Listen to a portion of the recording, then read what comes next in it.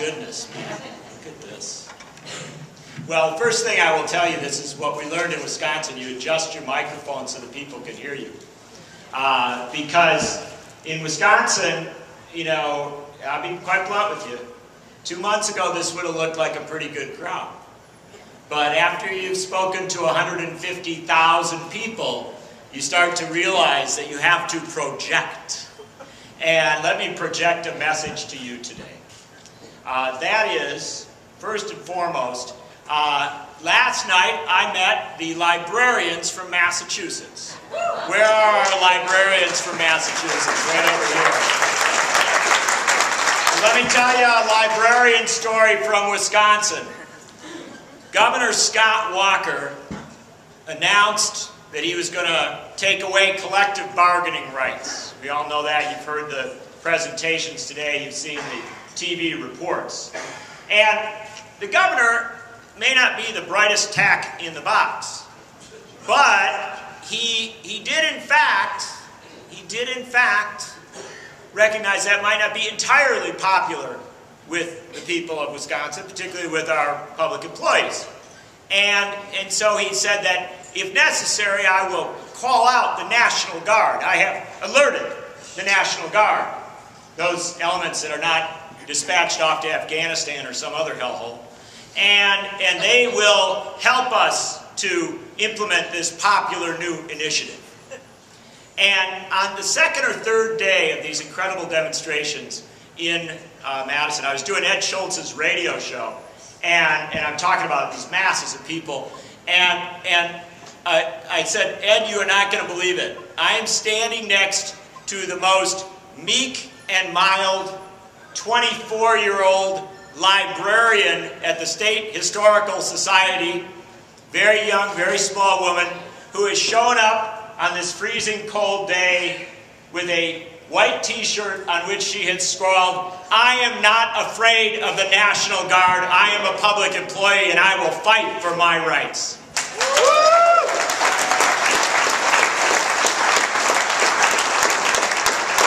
And a movement led by militant librarians is unstoppable. There is simply no doubt about it. But standing 2 feet away from her, you cannot make this stuff up, was a group of nurses who had shown up. And I know we have some wonderful nurses in our crowd, folks from St. Francis and from Milwaukee County, I think. Is that right?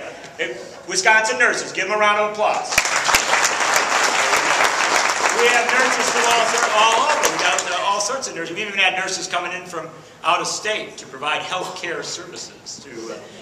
When they took over the Capitol, they set up a whole pharmacy and health care facilities. But standing next to the librarian with her I'm not afraid of the National Guard t-shirt were these nurses, and again, can't make it up. They came from the chemo facility at the hospital, and they had taken all of the equipment used to give chemotherapy, the tubes and the wires and all the equipment, and they had pasted them to a big poster, and then with a picture of a very sweet little girl, and the poster said, do you want the National Guard giving your daughter chemo? And let me tell you, you want to talk about messaging? You want to talk about breaking through all of the lies and all of the arguments of power.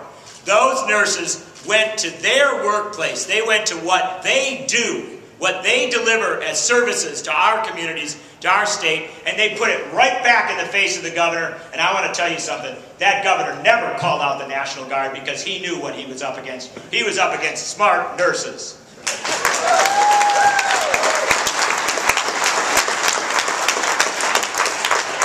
So we get together today on a holiday, and I enjoy holidays. I've been waiting for this one for a while, and because this holiday brings with it a message for Governor Walker and for Governor Christie and for Sarah Palin and for Sean Hannity and for Rush Limbaugh.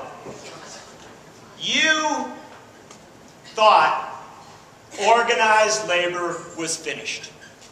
You thought organized labor was done for. You did. All of them did. They went on all the time. Labor is so weak. Labor is so beaten down. Labor doesn't even know what it wants to fight for. and it doesn't know how to fight.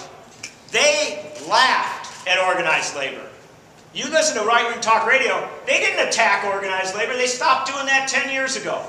They just made fun of union bosses and thugs, but they didn't even mean it anymore. They weren't afraid of labor. They laughed. They dismissed it. You know what? We let them. We let them.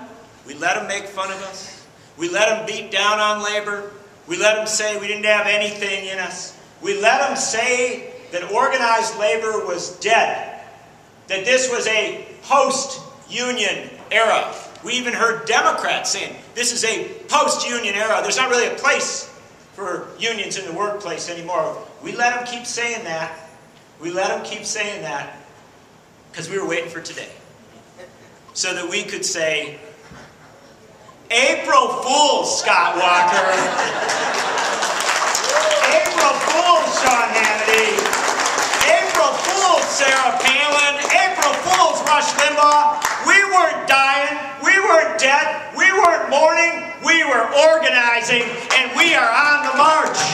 We are coming for you, and we have a movement now that is fighting for labor rights, for worker rights, for civil rights, and for voting rights, and we are winning. We are winning across this country, and understand what I am saying. I don't say we are winning because our contracts are everything we want them to be. I don't say we are winning because, our workplaces are perfect. But I am saying that we are winning because their faith, their certainty that labor was done has been fundamentally disproven in the last 2 months. And let me tell you a little bit about what I have seen. And I think it's one of the most important lessons that I've taken away as a political reporter and somebody who's covered labor for a long time. First off, I've seen that Art Festi of the American Federation of Teachers, Wisconsin, is one of the most annoying people on the face of the planet. Please note your friend and comrade Art Festi over there. For a very long time, Art Festi has retained this incredible faith that if we just kept organizing and we kept talking to ourselves and we kept communicating, every morning at 6 a.m. you get Art Festi's stuff note on your email. He sends out all the best articles and all. So he's been banging away at this forever. And because Art always had the faith that at some point, if we just kept ourselves educated and engaged, we were going to be ready. And you know what? Art was smarter than every political pundit, than every political player, than every consultant, than every specialist you will ever meet. And I know this because of what happened on the day after Hosni Mubarak stepped down in Egypt. After all these years, Mubarak stepped down. Well, the next morning, Scott Walker looked out over the face, the governor of Wisconsin, looked out over the face of the planet. He said, "The world is one dictator short. Let me fill the void.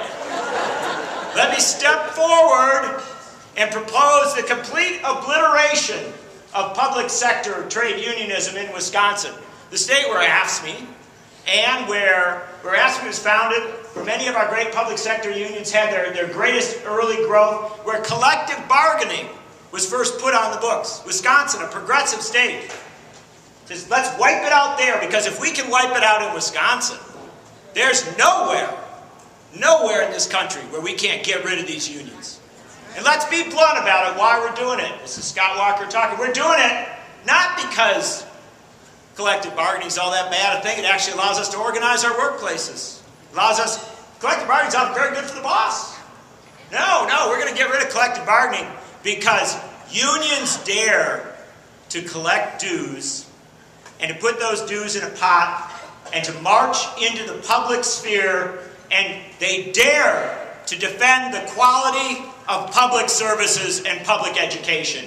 And that is what terrified Scott Walker and the Republicans. Because if they could get rid of the unions, there would be no players in our politics or our public life saying, no, we should have good hospitals. We ought to plow the roads when they get snow on them. We ought to deliver our services and teach our kids. Get rid of the unions, you change the politics of the country. That's what it was about.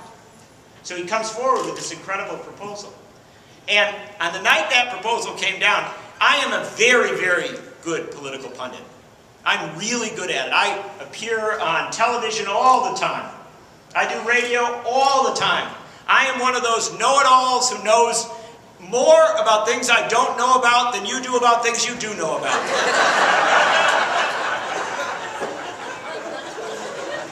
And I sat with the former co-chair of the Joint Finance Committee and the Wisconsin legislature, a couple other of our senior legislators, a whole bunch of really smart people. Oh, I bet the IQ points in that room was probably, in the thousands. Now it's just me and the guy next to me. Oh, so smart, so wise. And you know what we decided that night that Scott Walker announced his plan? We decided he had won. That was it. There was no way we were going to stop it. We were in the United States of America in 2011, following the 2010 electoral cycle, when we got our teeth kicked in just about everywhere.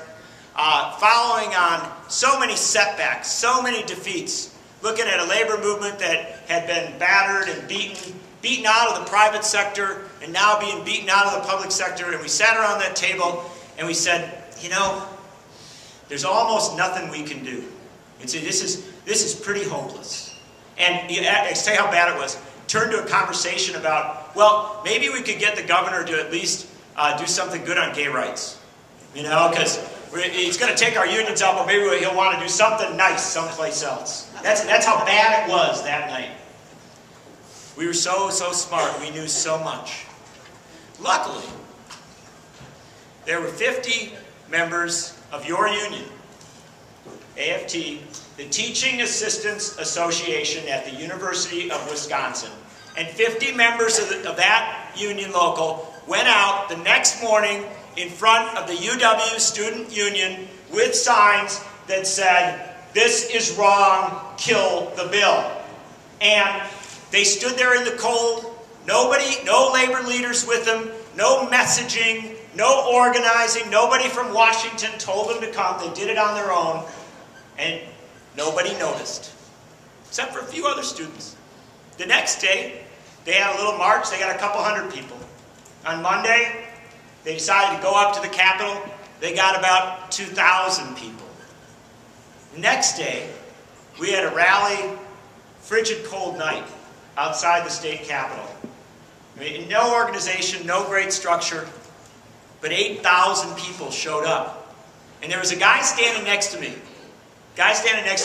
He was an AFT member, and he had a little sign, just this big, typically AFT. Don't go big, kind of a small sign, honorable. I'm a state employee, don't want to be too showy. But he had this little sign, right, that he had on a little pole, and it was in Arabic. And I said, well, what does your sign say?